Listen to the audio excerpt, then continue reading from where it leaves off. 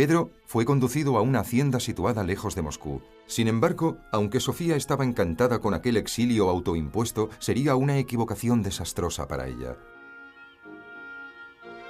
Pedro no era un niño que se escondía.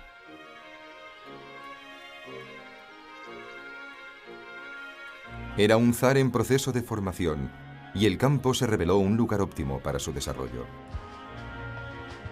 Estaba decidido a convertirse en un soldado capaz de dominar todas las técnicas de las artes militares.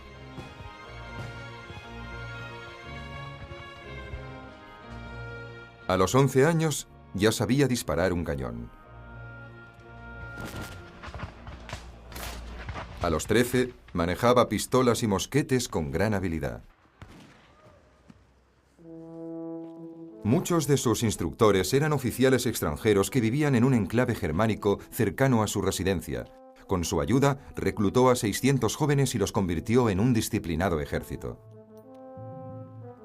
Incluso organizó maniobras militares utilizando armas y munición real. En una de ellas murieron una veintena de soldados. Para crear un ejército verdaderamente profesional, no uno basado en los derechos hereditarios, Pedro se enroló como tamborilero. Estaba convencido de que el rango militar debía basarse en el valor y la experiencia y no en el origen aristocrático del individuo. Cada nueva demostración de talento y madurez era como una puñalada al atemorizado corazón de Sofía. Para ella, Pedro era como el huevo de una serpiente. ¿Cuánto tardaría en romper el cascarón? En 1689, Sofía ya no pudo aguantar más. Tras 7 años en el poder, su obsesión por Pedro había degenerado en paranoia. Tenía el convencimiento de que el joven estaba organizando una rebelión contra ella y, como en una repetición compulsiva de su primer golpe de Estado, llamó a la guardia de palacio. Pedro se dio cuenta pronto del grave peligro que había amenazado su niñez. Los guardias de palacio yendo contra él.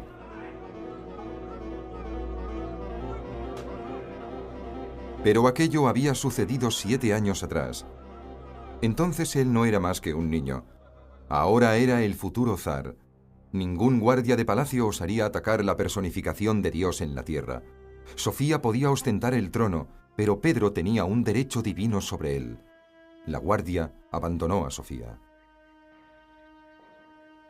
Pedro no estaba planeando ninguna conspiración, pero entonces tenía la oportunidad de deshacerse de Sofía, y la aprovechó. Sentía aprecio por Iván y lo puso bajo su protección, pero Sofía debía ser castigada. Fue confinada en un convento en las afueras de Moscú que jamás abandonaría. Entonces Pedro se alzó como el jefe supremo.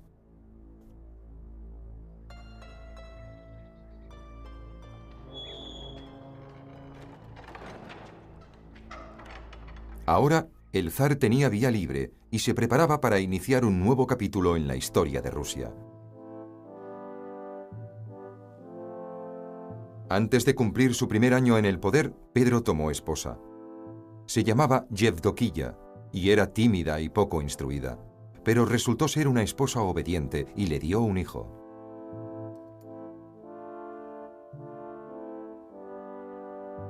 Pedro tenía ya una familia, un heredero y había puesto orden en los asuntos del trono. Ahora debía afrontar un nuevo reto, dar la espalda a 1000 años de tradición rusa y levantar un nuevo y poderoso imperio en los inmensos y salvajes territorios del este.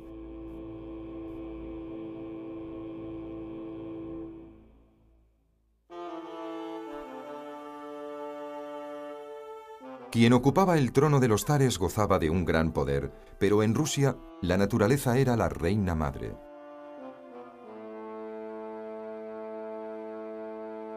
En un país de montañas imponentes, lagos enormes y ríos majestuosos, la mayor parte del territorio aún no había sido explorada. Los campos rebosaban de vías fluviales que serpenteaban hacia el mar, pero en todo el país solo se había construido un canal. Interminables bosques de pinos y abedules formaban fronteras naturales que dificultaban el comercio y las comunicaciones.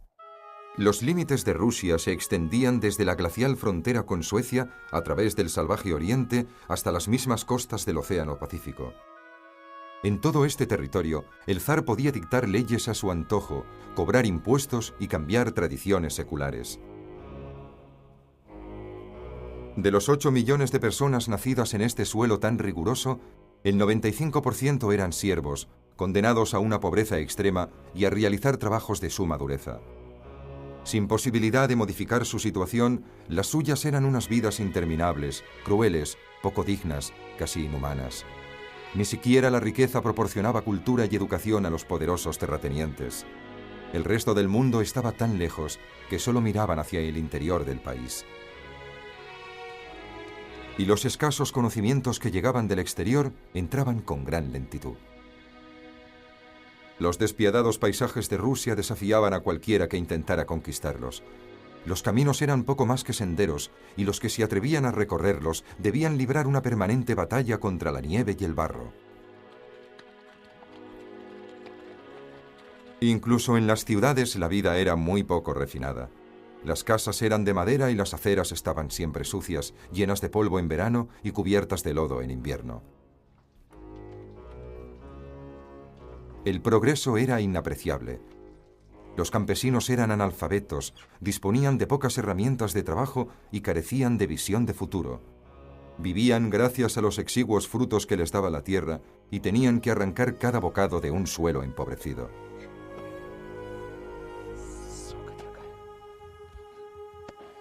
La mitad de los niños que nacían no sobrevivían al primer año de vida, y los hombres eran afortunados si llegaban a los 40. La principal fuente de energía de Rusia seguía siendo la fuerza muscular, y los siervos eran el mayor signo de opulencia.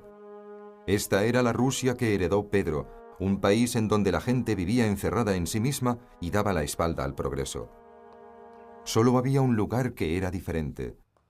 A unos 5 kilómetros de Moscú, las espléndidas casas de piedra de un próspero enclave identificaban el llamado suburbio germánico, donde habitaba la mayor parte de los extranjeros. Aquí, los edificios eran luminosos y modernos, altos y espaciosos, construidos con los últimos avances en diseño y tecnología. Y precisamente era tecnología lo que Pedro anhelaba. De este barrio germánico salieron los instrumentos más ingeniosos, que para el zar eran a la vez fascinantes y descorazonadores. Ningún miembro de su corte era capaz de entender para qué servía aquel puñado de aros de metal, pero entonces el suburbio hizo a Pedro su regalo más extraordinario, un hombre sabio que podría enseñarle. El mercader holandés Frans Timmerman le describió con detalle el funcionamiento de los instrumentos tecnológicos. Él le reveló el secreto del sextante, un instrumento para dominar las distancias en alta mar, transformando mareas, vientos y olas en poderosos aliados. Timmerman llenó la imaginación de Pedro con grandes sueños sobre el océano. Como Moscú estaba tan lejos de la costa, ningún zar había tenido necesidad de una armada ni había librado jamás una batalla en el mar. Pero Pedro no era como los demás zares. Si el resto de Europa dominaba los mares, él también lo haría. Se liberaría de un Moscú bloqueado por la tierra. En compañía de Timmerman, Pedro encontró un barco inglés abandonado.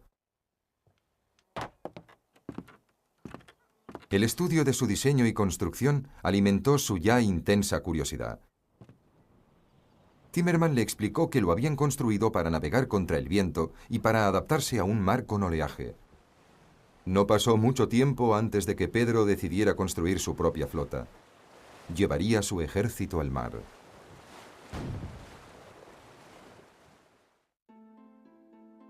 Pedro ordenó la construcción de 5 barcos en un lago situado a más de 100 kilómetros de Moscú, la extensión de agua más cercana a la capital. Tras aprender las técnicas de carpintería, trabajó sin descanso bajo la supervisión de los constructores europeos. Se sentía orgulloso de lo que había aprendido y quiso dejar huellas de su intervención. 4 años después, en el verano de 1693, realizó un viaje de casi 1000 kilómetros hasta Arcángel, en la costa septentrional de Rusia.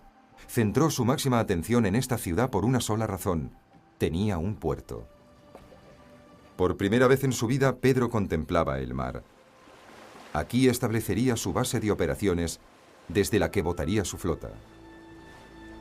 Apenas a 200 kilómetros del círculo polar, Arcángel permanece cubierto por el hielo durante 6 meses al año.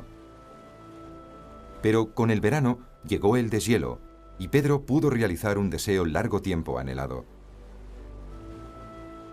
A bordo de su nave, la San Pedro, escoltó a una flota de barcos mercantes ingleses y holandeses que se dirigían a Europa. Les acompañó a través del Mar Blanco hasta el Océano Ártico. Solo entonces dio media vuelta y regresó a regañadientes. Con todo, la singladura fue un éxito rotundo.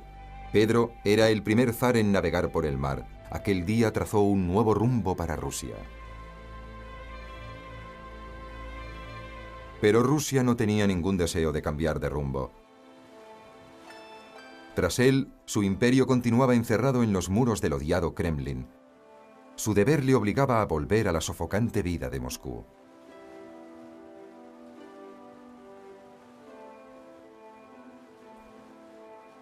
Para aliviar la onerosa carga de los asuntos cortesanos, Pedro se hizo rodear de hombres que conocían los placeres y los encantos del mundo exterior.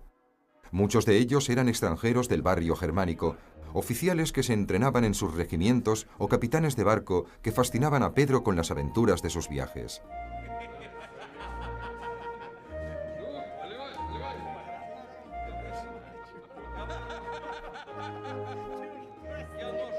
Cenaban juntos con regularidad. Las veladas se prolongaban hasta el amanecer y a veces incluso más. Bebían cerveza y vodka en grandes cantidades, y el zar era el mejor bebedor de todos. A Pedro le gustaban las juergas. Él y sus amigos se autodenominaban la Compañía Alegre, un mote inocente para un grupo de locos borrachos y bromistas crueles.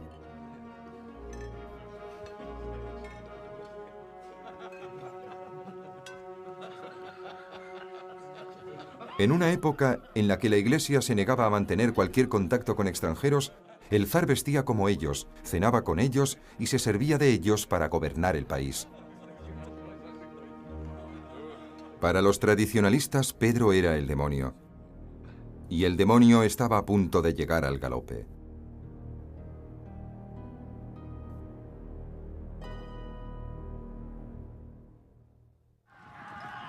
Cada año, los jinetes tártaros sembraban el terror por toda Ucrania. Con el final de la primavera y el inicio del verano, asolaban la tierra quemando, saqueando y capturando prisioneros. Los que escapaban a la muerte eran vendidos como esclavos. Los ataques de los tártaros parecían incontenibles. Sin embargo, Pedro tenía un plan. Si conseguía apoderarse de la ciudad fortificada de Azov, controlada por el Imperio Otomano, acabaría definitivamente con las incursiones de los tártaros y conseguiría un puerto en el Mar Negro, la puerta de entrada al Mediterráneo y a la Europa meridional. Con ese objetivo, Pedro marchó con un ejército de 150.000 hombres hacia Azov, situada a 800 kilómetros de Moscú. Durante 14 semanas, Pedro bombardeó Azov, a veces cargando los cañones con sus propias manos.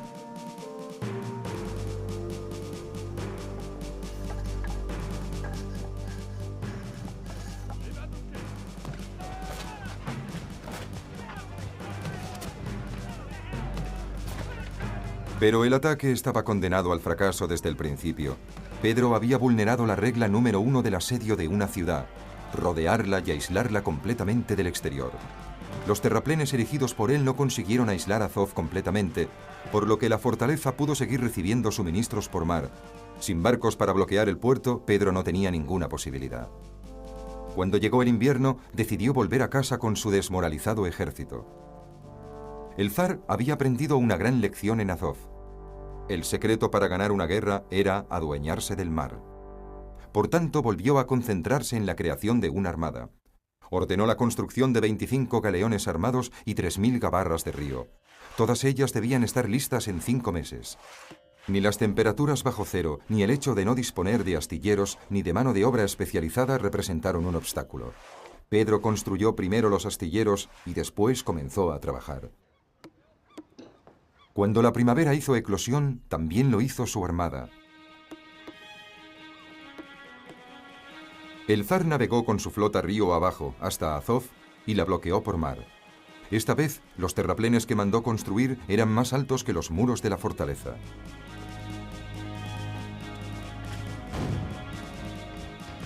El bombardeo fue devastador. Con la toma de Azov, Pedro se ganó la admiración y el respeto de toda Europa y se reafirmó en su apasionada fe en el poder naval. Rusia tenía una nueva fuerza militar y un nuevo héroe. Pedro contaba solo con 24 años. La columna que entró victoriosa en Moscú, que se extendía varios kilómetros, tenía el sello inconfundible de la personalidad del zar. El pueblo lo buscaba en vano con la mirada. Jinetes con banderas ondeando al viento y generales en lujosos carruajes desfilaron por la ciudad de Moscú, pero parecía que el zar no estaba con ellos. Sin embargo, cerrando la marcha, codo a codo con sus hombres, había un soldado que destacaba sobre los demás: el sargento de artillería Pedro Romanov. Tras regresar a Moscú, el tiempo parecía no haber transcurrido para Pedro, que seguía imaginando viajes y aventuras. Europa era todavía un territorio inexplorado para él. Las historias contadas por su cohorte de amigos extranjeros, lejos de satisfacer su curiosidad, habían alimentado su deseo de ver Europa con sus propios ojos. Pedro estaba a punto de adoptar una extraordinaria línea de conducta. Si en el pasado algún zar había cruzado las fronteras de Rusia, había sido en nombre de la guerra. Pero ahora Pedro se embarcaba en una misión muy distinta. Iba a Europa en busca de ideas, conocimientos y hombres de talento. En marzo de 1697 abandonó Moscú. La pompa y la ceremonia también quedaron atrás. Pedro no viajó como un monarca, sino de incógnito, como un hombre cualquiera, mezclado entre un séquito de 250 compañeros de viaje. En primer lugar, Pedro fue a la costa del mar Báltico, a la ciudad de Riga, en aquel tiempo en poder de los suecos. Después dirigió su marcha hacia el sur. Tras una visita apresurada a Berlín y Hannover, llegó a su anhelada meta, la ciudad que quería contemplar tan ansiosamente: Ámsterdam. Ámsterdam era la ciudad más rica del mundo, el ejemplo más emblemático del genio occidental. La ciudad había sido construida sobre unas marismas. Drenando la tierra y levantando diques, los holandeses habían hecho retroceder al mar. Las casas holandesas, que eran la envidia de toda Europa, eran fruto del mismo prodigio de ingeniería. Largas hileras de edificios bordeaban una red de canales que transportaban personas y mercancías por toda la ciudad. Pero tras la belleza de su arquitectura y el suave perfil de sus canales se escondía una verdadera potencia. En los hogares y haciendas de los comerciantes holandeses había riquezas procedentes de todos los rincones del mundo. La comida más deliciosa, el arte más sofisticado, lana, oro, especias. Todo estaba bajo el control de este diminuto estado europeo. El secreto de la opulencia de Holanda residía en su flota de 4.000 barcos mercantes, más de los que disponían los demás países europeos juntos. Gracias a sus embarcaciones, presentes en todos los mares del globo, Holanda prácticamente gozaba del monopolio del comercio mundial. Pedro sabía que solo allí descubriría los secretos de la ingeniería naval. Para estudiar su fabricación, contrató a cientos de capitanes y marineros, carpinteros de navíos y pilotos, y los mandó a Rusia. De este modo, Pedro compró su propia caja de herramientas. Ningún constructor de barcos trataría al zar de Rusia como un mero aprendiz, de modo que Pedro mantuvo su identidad en secreto y trabajó como simple carpintero bajo el nombre de Pedro Mikhailov. Su engaño estuvo a punto de descubrirse cuando se encontró casualmente con un herrero que había trabajado con él en Moscú. Pero el herrero le guardó el secreto e incluso le ayudó a encontrar un alojamiento convenientemente humilde, encajonando los 2 metros de envergadura de Pedro en 2 pequeñas habitaciones.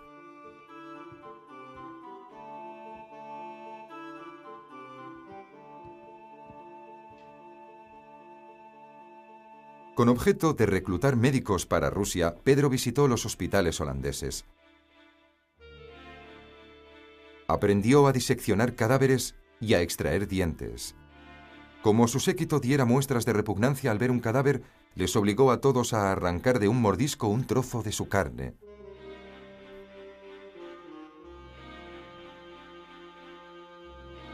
Cuando Pedro descubrió la odontología, sus acompañantes aprendieron a no quejarse por un simple dolor de muelas.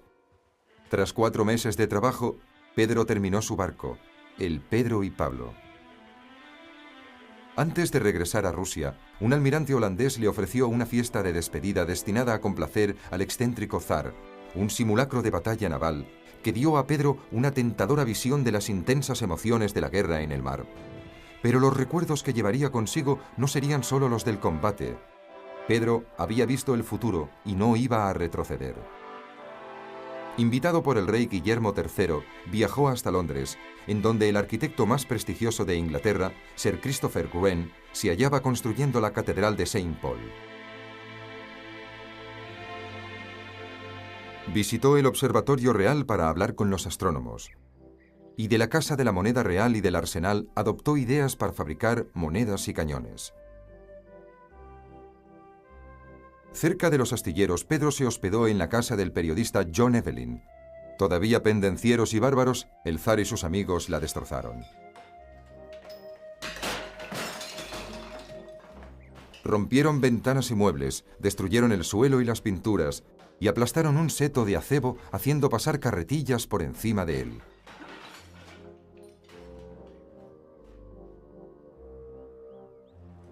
Los desperfectos se descubrieron cuando el zar ya se había marchado.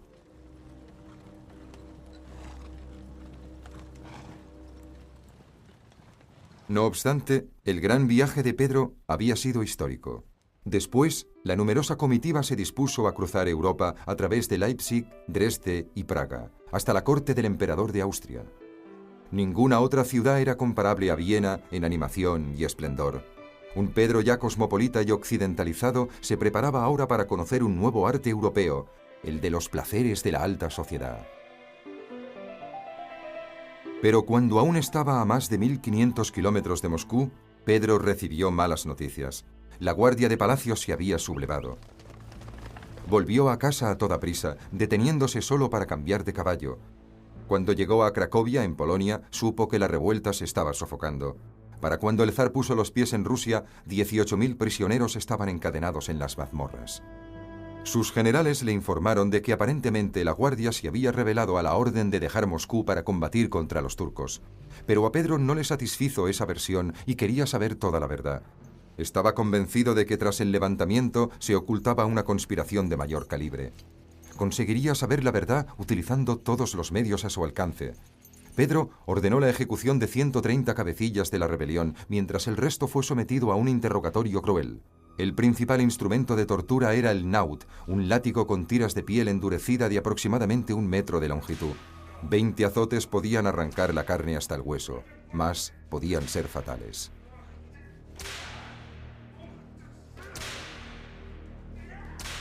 Después, la espalda en carne viva podía ser rematada con hierros candentes o asada lentamente con brasas.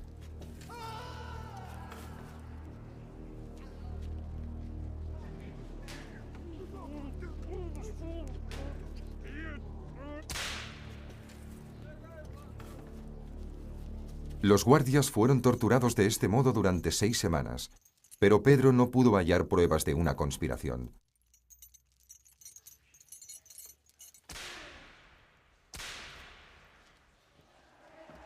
Pese a todo, mandó colgar a cientos de rebeldes de los muros del Kremlin.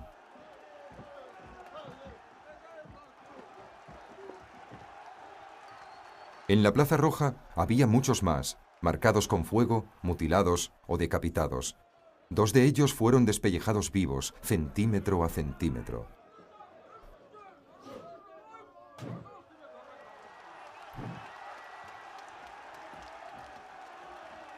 El zar mató a 5 de los traidores con sus propias manos. Pedro tenía la firme sospecha de que Sofía era la instigadora de la rebelión. En el convento donde estaba confinada, hizo colgar a 200 más, 3 de los cuales eran sospechosos de ser amantes de Sofía. Estos fueron ejecutados ante su ventana y sus cuerpos permanecieron allí colgados durante todo el invierno.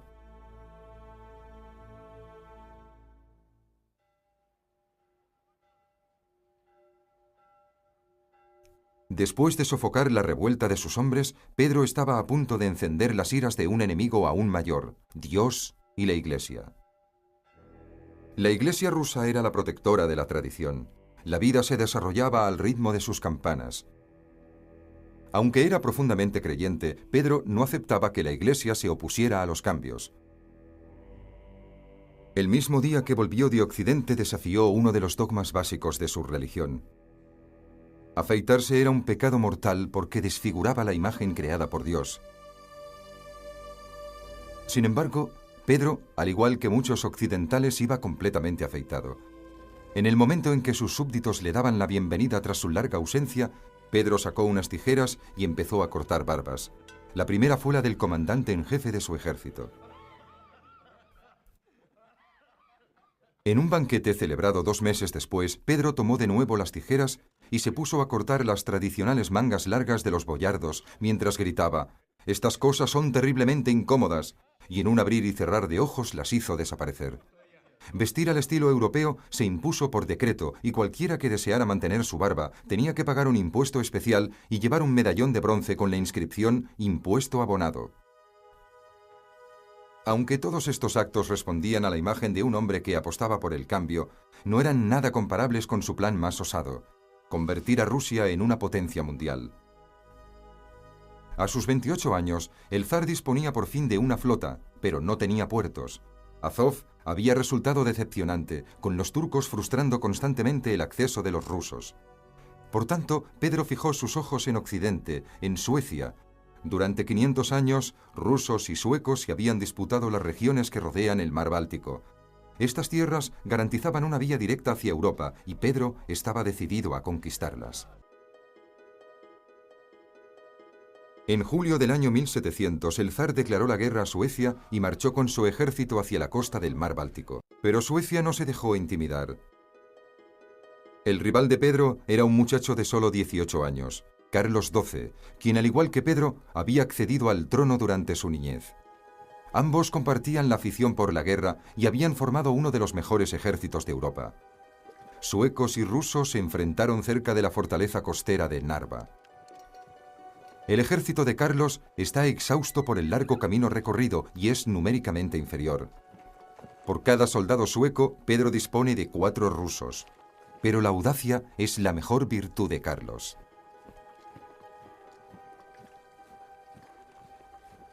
Carlos decide atacar las posiciones rusas.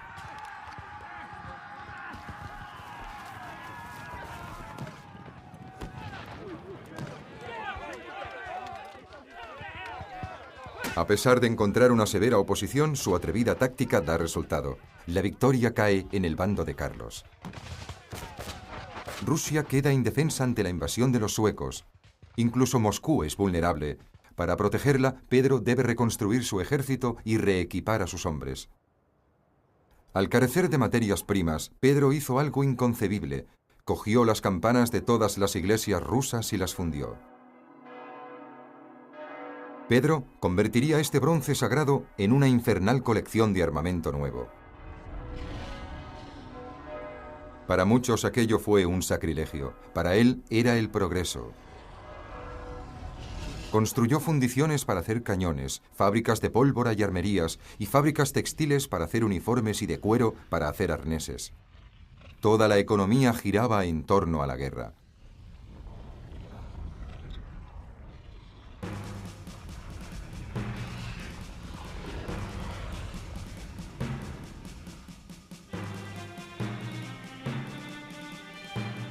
En verano de 1701, Pedro tuvo un golpe de suerte.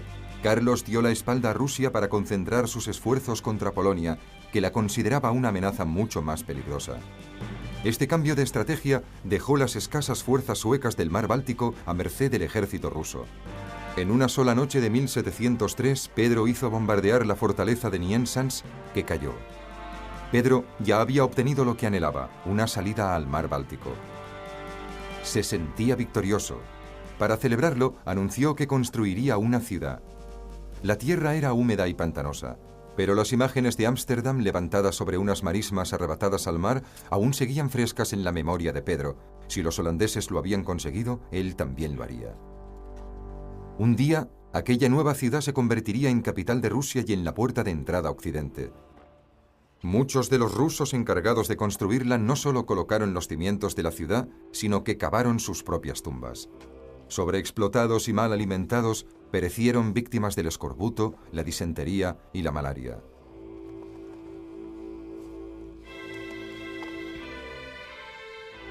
Pero ante el progreso, las vidas humanas tenían muy poco valor para Pedro. Era un sacrificio necesario. Sin disponer de herramientas, solo el miedo hacía seguir trabajando a los obreros. Los que intentaban escapar sufrían mutilaciones o eran encarcelados. Al final murieron 30.000 personas. San Petersburgo se construyó sobre lodo y huesos. Pedro supervisó personalmente los trabajos, siguiendo cada fase de la construcción desde una cabaña de madera de 3 habitaciones. No veía el precio en vidas humanas, veía solo una ciudad emergente con una fortaleza y un astillero, la ciudad desde la que levantaría su imperio. Los recuerdos de su viaje a Europa inflamaban la imaginación de Pedro, pero además contrató a un arquitecto llamado Domenico Trezzini, que alimentó su apasionado entusiasmo. Juntos diseñaron una ciudad formada por grandes avenidas y con un perfil armonioso. Trezzini transmitió a Pedro su visión de una gigantesca catedral. Sería la envidia de Europa y se convertiría en la principal atracción de la ciudad. Pedro convino que las obras debían iniciarse inmediatamente.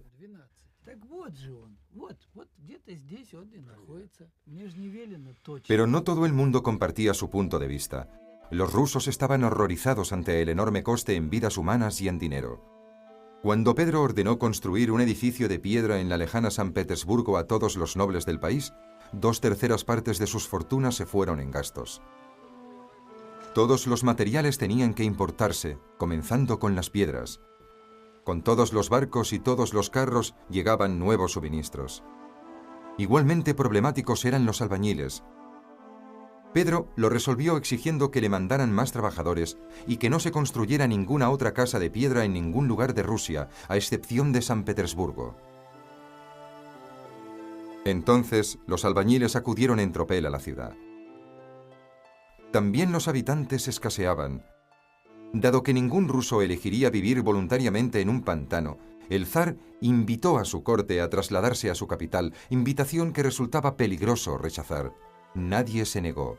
La ciudad se llenó de grandes músicos, escritores, artistas. Estaba destinada a ser la ciudad del futuro. Pero mientras la metrópoli crecía, la amenaza de la guerra se cernía sobre el Báltico. San Petersburgo podía ser destruida y devuelta al mar. Se preparaba una nueva campaña. En 1708, el espectro de Carlos XII de Suecia volvió a obsesionar a los rusos. Carlos tenía un asunto pendiente con Pedro y estaba listo para invadir Rusia. Pero Pedro también estaba preparado. Si Carlos pensaba que podría aprovisionar a sus soldados saqueando los lugares que encontrara durante el camino, estaba equivocado. Ante el ejército sueco, Pedro había sembrado un campo de desolación de más de 150 kilómetros. Los pueblos habían sido deshabitados y destruidos y la comida escondida. La devastación obligó a Carlos a desviarse hacia el sur, hasta Ucrania, alejándose así de Moscú. Pedro continuó con su táctica de tierra quemada. Ordenó que cada casa fuera quemada, cada puente derribado y cada campo devastado. Allí donde Carlos mirara, solo encontraba ruinas. Para salvar Rusia, ningún sacrificio era demasiado grande. Ahora Carlos debía enfrentarse a su enemigo más cruel, el invierno ruso. La nieve cubrió el suelo durante 6 largos meses.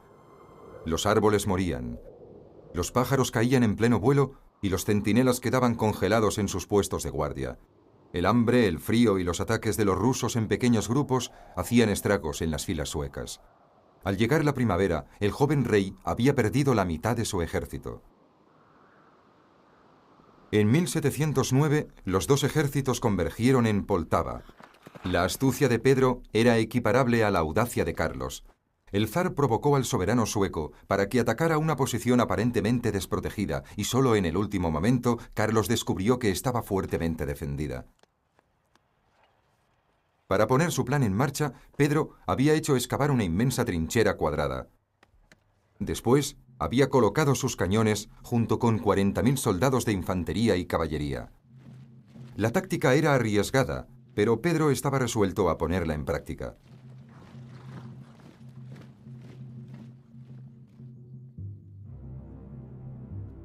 Al amanecer del día siguiente, los cañones rusos bombardean las líneas de la infantería sueca mientras todavía se organizan para el ataque.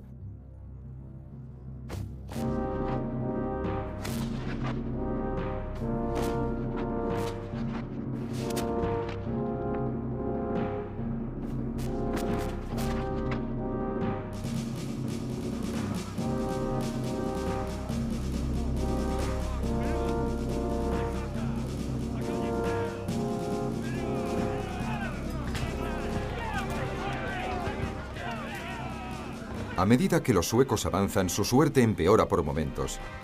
La escasa coordinación entre los generales deja al cuerpo principal del ejército en una inferioridad de 5-1.